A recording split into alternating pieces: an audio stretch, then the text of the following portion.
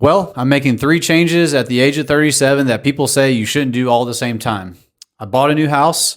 My wife's having a baby in less than 4 weeks, and I'm changing jobs all at the same time. Now, as I share this, I want to share like a really interesting story because I'm actually leaving a remote sales job that pays me well over 200K a year. And, as I'm doing that and leaving that, I want to share why, because the process really required some self discovery. And I think it's important because it also sets the ground for what I want to do in some of these videos.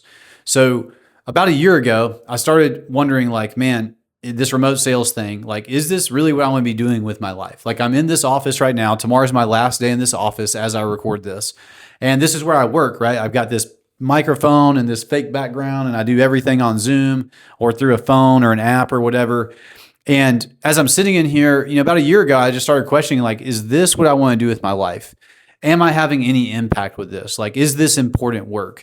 And along the way, it felt kind of like golden handcuffs because I have this job that pays me very well, so I can make the financial justification, but over time, I can't make the mental, physical health justification because I started having health issues. So back in December, I went to the ER with blood pressure that was like 155 over 115. It was like really high. And then about 4 months later, I had another event where it was like 140 over 100. And that day, like there wasn't anything going on. It was just a random Monday afternoon. And I look back and I can tell that as I started questioning, is this what I want to do? My health really wasn't going in the right direction. So I started talking with my mental health therapist, and as we talked through it, she was like, well, let's rule out that this is primary hypertension. But as we started to discuss like the mental health side of it, it became very clear it wasn't, because once I started going through some of the mental health stuff and investigating this, my blood pressure went back to normal. So it's definitely not medically related. And as I started investigating this, what I started realizing, and it was through a conversation with my therapist, was I had built a life around what I do, not who I am. And so she asked me a very important question. She said, hey, Jonathan, like, who are you? And I had a hard time answering that. She's like, no, like, Jonathan, who are you when outcomes and results and what you're working on and what you're producing don't matter? And I had a hard time answering that. And what I realized from that was I am working in a way that does not respect my needs as a human. I just need to be around people. So I put in my nose for my remote sales job, and I got a job at a local roofing company doing their sales leader role. I have to go in every day, like it's in an office, like, so it's a fixed location. But what I learned through this is I think this remote work thing's alive. Like being able to just do this in this office, but then take my computer and work wherever I want. The problem is you're always on, but also like to me, it's not a real connection. I mean, this office, like this background, like it's fake, it's contrived. I don't mind getting on Zoom calls. I know I'm talking with a real person, but I'm designed to be in person with people. It's a human need of mine. And what I realized is for a long time, I looked at that almost as weakness of like, no, I need to figure out how to grind, how to do this job, how to, really enjoy the opportunity. And that was driving me towards a bad place with my physical and mental health. So I got this job offer, but my wife's about to have a baby. But even me and my wife, after discussing, was like, dude, we can figure it out. Like, if I already know I'm on a path leading this way and I need to be on this path, even if it feels like I've moved backwards a little bit, it's actually a huge step forward to change paths, even if it might be a little more difficult at first. And I mean, that's what I taught for years when I owned my gym. Like, hey, when you make a change, it's about the path you're getting on, knowing that that path has a better outcome, even if the initial part feels difficult because it's not normal to you.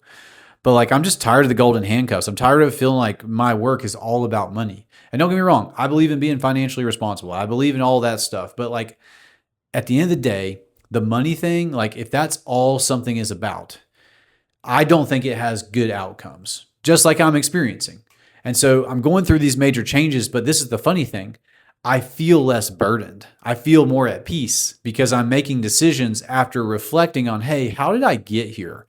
And the reason I got here was because for the past 2 years, I'm not doing the work that I used to do when I owned my gym, which is being very clear on my values, my vision, my mission, what I'm focused on, the direction I'm going. I've just kind of meandered.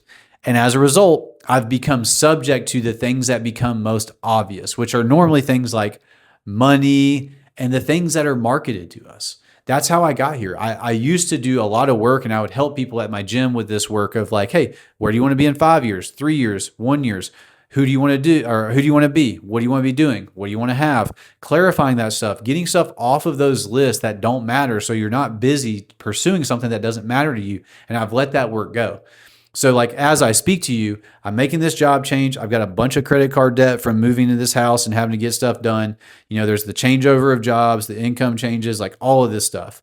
But I'm documenting this because I want to go back through the process of getting clear on where I want to be and building that, because I remember those days and I remember my life being a lot more clear. I remember knowing every day, like when I got done at the end of the day, whether or not I made progress on the person I want to be, what I want to be doing, what I want to have, the outcomes in my life.